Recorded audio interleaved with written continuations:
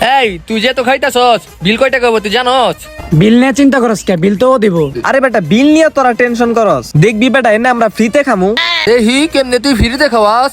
আরে বেটা তোরা টিকটক দেওয়াস নাই?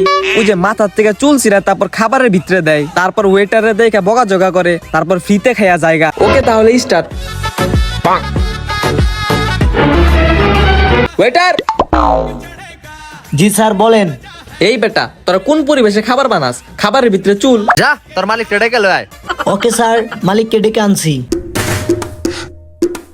স্যার এটা নিয়ে আসছি।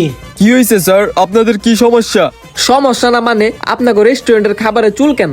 এইভাবে করলে কি আর পাবলিক আসবে? টাকা দিব নাকি আমরা? আপনারা মনে হয় স্যার টিকটক ভিডিও দেখে এই কাহিনীগুলা সাজাইছেন, এর জন্য আমি স্যার ওই জিনিসটা লাগাইছি।